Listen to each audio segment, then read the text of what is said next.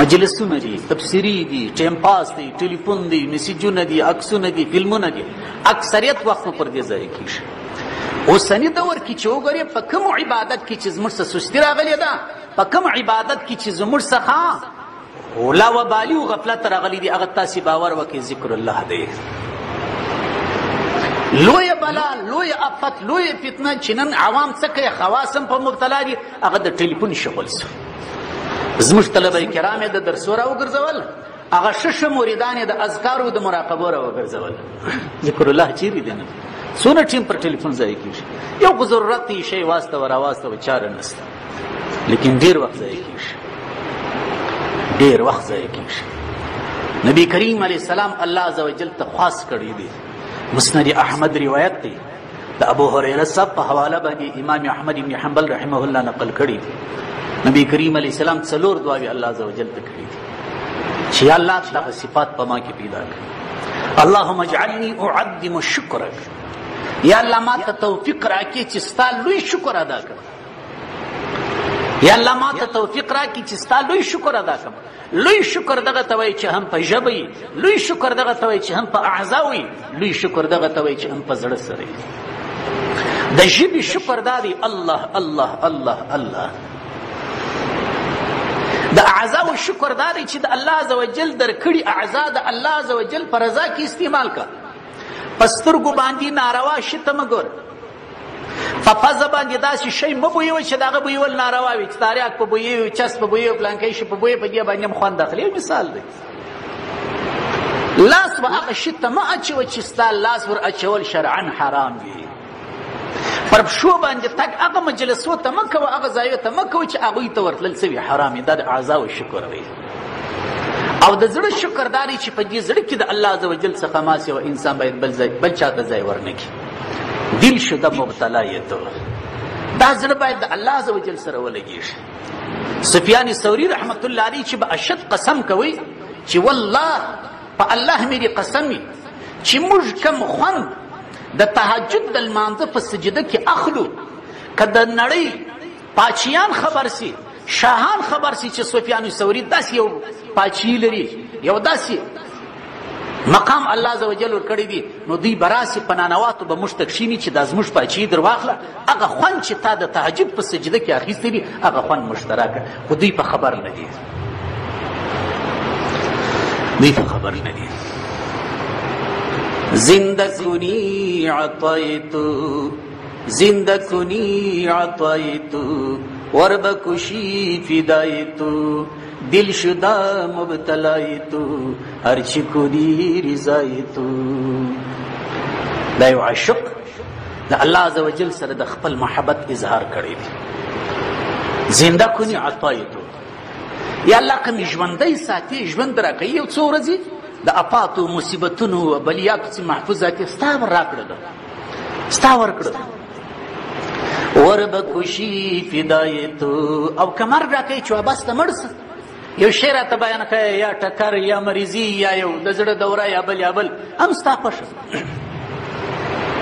هر چی کنی رضایتو، یا الله هر څه چې کوي ستا خوښه ده. ولې؟ دل شده مبتلایتو، زما زړه ستا سره ولګېدی، زما زړه ستا سره ولګېدی، نور چې هر څه کوي ستا خوښه ده. نن زموږ زړه د الله سره نه دی لګېدلی، نن زموږ زړه د مخلوق سره لګېدلی دی، نن زموږ زړه د دنیا سره لګېدلی دی، نن زموږ زړونه د غیر الله سره لګېدلی دي. ځکه الله عز وجل خفه دی. یو ورځ پټرول در باندې ګرانوي، بله ورځ غنم در باندې ګرانوي، بله ورځ په کشتو په زراعت کې مشکلات درته پیدا کوي، او بله ورځ امن در څخه د دې معنا دا ده چې موږ د الله سره تعلق پرې کړی دی. دا د الله عز وجل لوی احسان دی چې ما او تاسې ویلي دي زما نوم واخلئ. که چیرې الله عز وجل دغسې آیت په قرآن کریم کې نازل کړی وی چې هر څوک لفظ الله وایي 100 افغانۍ به خیراتي، بیا دته د الله د ویلو اجازه سته، اخواته نسته. او دغسې هم سول کله چې صحابه کرام رضی الله تعالی عنهم د نبی کریم علیه السلام څخه پوښتنې ډېرې پوښتنې شروع کړلې، داسې اندازې ته نبی کریم علیه السلام ورسېدی لکه تنګ چې سي الله عز وجل آیاتونه نازل کړل چې زما حبیب به نه فضابوئ، ډېرې پوښتنې به نه کوئ، بې ځایه پوښتنې به نه کوئ، هر څوک چې زما د حبیب څه پوښتنه کوي صدقه و خیرات به کوي بیا به راځي. لیکن دا حکم تر یو وخته پورې ومنسوخ شو. که اوس الله عز وجل دا حکم کړی وای چا څه ورسره ویلی شو؟ بزرګان وایي دا د الله عز وجل فضل و کرم دی چې 40 وګټي یوه د الله په لاره کې ورکړي، نه 10 خپلې تجرۍ ته واچوئ. الله عز وجل دا څه کولی شول چې 40 مو وګټلې، نه 10 ورکړي، فقیرانو مسکینانو ته یې ورکړي، تجرۍ ته واچوئ، اخواته بل شی نشته. آیا ستاسې مرتبه تر ابراهیم علیه السلام غټه ده چې الله عز وجل په قرآن کې ابراهیم علیه السلام په دوست یاد کړی دی؟ خلیل هغه چاته وایي چې د زړه د چا ورسره مینه او محبت دی. واتخذ الله ابراهیم خلیلا، واتخذ الله ابراهیم خلیلا. الله عز وجل فرمایي ما ابراهیم علیه السلام دوست ګرځولی دی، لیکن هغه ابراهیم ته الله عز وجل فرمایي زوی ذبح کا، زوی حلال کا، زوی حلال کا. یا بنی انی ارا فی المنام انی اذبحک فانظر ماذا ترى.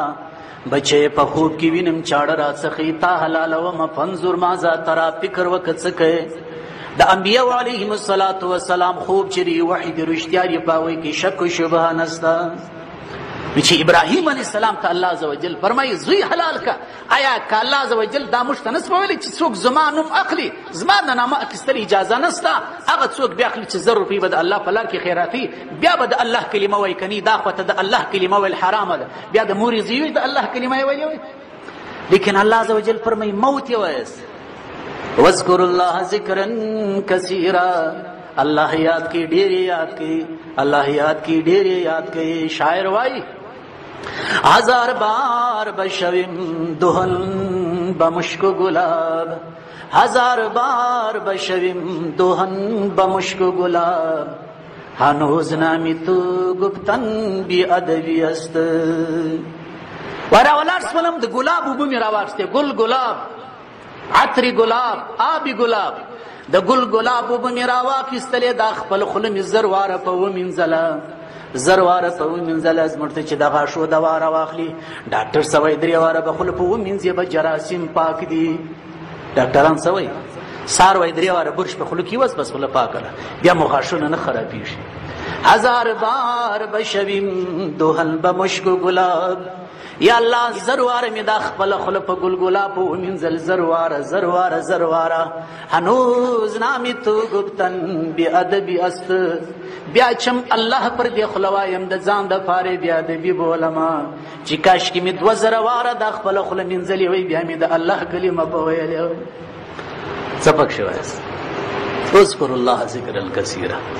واحد شی چې په اوسنۍ ټولنه کې پاته دی د دې ځوانانو سره، د دې ټلیفونانو د عاشقانو سره، هغه څه دی؟ هغه ذکر الهي پاته دی، ذکر الهي پاته دی. د پیروي مریدي سلسلې خو مو ختمې کړلې، که یو بزرګ پیدا شي په هغه کې خو نکتې راباسي، عیبونه راباسي، مشکلات پکښې راباسي، دا زه پیژنم دا دا مشکل لري، دا دا مشکل لري، دا دا مشکل لري. پیرو مریدي خو مو ختمه کړل، پاته سبل دا ساده د الله ذکر هم نه کوئ، نو الله خفه کېږي. څومره چې د الله سره مینه تعلق محبت زیاتېږي، الله عز وجل د خپل رحمت دروازې خلاصوي، او څومره چې د الله څخه لرې کېږي د هغو نه به الله عز وجل دغه دي مصیبتونه در باندې رسي. نه پوهېږم چې اوس یې د چا په خاطر درولې ده، د چا د رویې درولې ده، د چا قرباني الله ته قبول شوې چې دا یو څه امن یې در کړی دی. نو حدیث شریف کې راځي اللهم اجعلني اعظم شکرک، د الله نبي ځان ته خواست کوي، تعلیم امت ته ورکوي، یا الله ما هغه مقام ته ورسې اعظم شکرک چې ستا لوی شکر ادا کړم، ستا لوی شکر ادا کړم. په 24 ساعته کې د سر درد نه لري، د معدې درد نه لري، د زړه درد نه لري، 2-3 وخته ښایسته ډوډۍ خوري، ښایسته ناشته کوي، ښه وسایل لري، ښه موټر لري، تیار وځي او ننوځي، کلب ته هم ځي او راځي، سپورټ ته هم ځي او راځي، ماښام هم ښه خوب کوي، د ورځې دې هم طبیعت سم دی. نو بیا الله عز وجل ولې نه یادوي؟ الله به نه خفه کېږي چې سر تر نوکه زما په نعمتوب کې ډوب یې ظالمه، بیا دې هم زه هېر کړی یم په غیر الله پسې. اللهم اجعلني اعظم شکرک، یا الله هغه مقام ته ما ورسوې چې ستا لوی شکر ادا کړم. دا په حقیقت کې موږ ته تعلیم راکوي. نبی کریم علیه السلام الله عز وجل هغه مقام ته رسولی و چې د الله لوی شکر یې ادا کړی و. په سورة الفتح کې الله عز وجل فرمایي لیغفر لك ما تقدم من ذنبك وما تأخر. ای زما نبی موږ ته هغه مرتبې ته ورسولې چې ستا صغیره و کبیره ګناهونه ټول معاف سول. که یو بنده د الله شکر نه کړي ادا د هغه صغیره و کبیره معافېږي؟ معلومه شول چې خپل نبی کریم علیه السلام دې مقام ته رسېدلی و. دا امت ته د تعلیم دپاره ویل اللهم اجعلني اعظم شکرک واکثر ذکرک واکثر ذکرک. یا الله ما وګرځوې په داسې صفت سره چې ډېر ذکر وکړم. واکثر ذکرک، کثرت ذکر د زړه د صفایي ذریعه ده. نبی کریم علیه السلام صحابو ته وفرمایل تاسې خبر یاست که یا اوسپنه چې په اوبو کې واچوې زنګ کوي که نه کوي؟ هغوی ویل ولې نه یا رسول الله؟ ول د هغه رقم زړونه هم زنګ کوي. کله چې زړونه غافله سي، زړونه د الله عز وجل یاد پرېږدي، دا زړه زنګ وکړي او د زړه زنګ په چی شي لرې کېږي؟ هغه د الله عز وجل په یاد او ذکر سره، هغه د مرګ په یاد سره. مرګ هم د الله عز وجل یاد دی او ذکر هم د الله عز وجل سره یاد دی. څو خواست سول؟ دوه خواست. اللهم اجعلني اعظم شکرک واکثر ذکرک واتبع نصیحتک. یا الله ما وګرځوې په داسې حال کې چې زه ستا د نصیحت اتباع وکړم. داسې مې خدایه مه ګرځوې لکه د رحماني مسجد مقتدیان چې یوه جمعه راسو پرسته غوږ یې واورو چې د مسجد تر دروازې ووتلو تر چپه غوږ یې وباسو چې ملا صاحب ډېرې ښه خبرې وکړې، ولا ملا صاحب ښه خبرې وکړې، کور یې ودا نن یې ښه خبرې وکړلې، لیکن تر دروازې وتې بلا یېرې سولې. واتبع نصیحتک. یا الله کم د دین خبرې چې ما واورېدل، یا الله ما ته د هغې د اتباع توفیق راکړه. واتبع نصيحتك. اللهم اجعلني اعظم شكرك واكثر ذكرك واتبع نصيحتك واحفظ وصيتك. دا سلرم خاص دی. کوم وصیتونه چې تا موږ ته په قرآن کې کړي دي، یا الله موږ ته توفیق راکړي چې موږ د هغوی حفاظت وکړو.